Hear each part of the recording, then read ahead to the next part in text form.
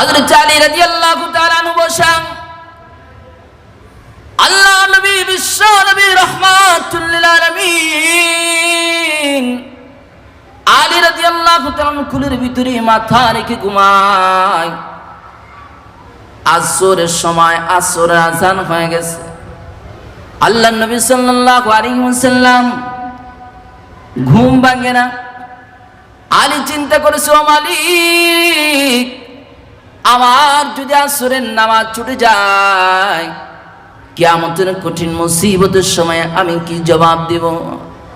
আবার যদি দিক দিয়ে নবীকে জাগ্রত করি, নবী যদি কষ্ট পেয়ে যায়, তাহলে আল্লাহ আপনার কাছে কি জবাব দিব?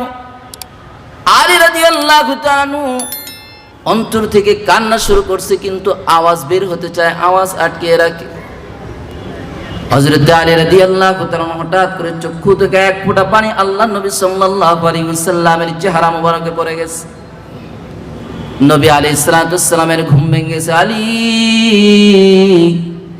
কান্না কেন করো? কেউ কি তোমাকে মেরেছে? ইয়া রাসূলুল্লাহ, কেউ মারে নাই।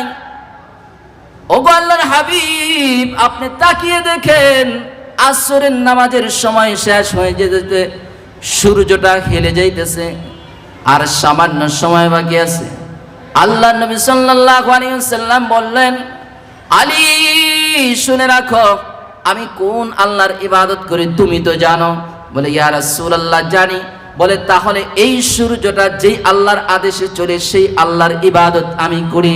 এবার আল্লাহ নবী সাল্লাল্লাহু আলাইহি ওয়াসাল্লাম সূর্যকে বললেন, হে সূর্য, তুমি 1 ইঞ্চিও সামনে যাবা না যতক্ষণ পর্যন্ত আমি নবী আসরের নামাজ শেষ না করি। সুবহানাল্লাহ!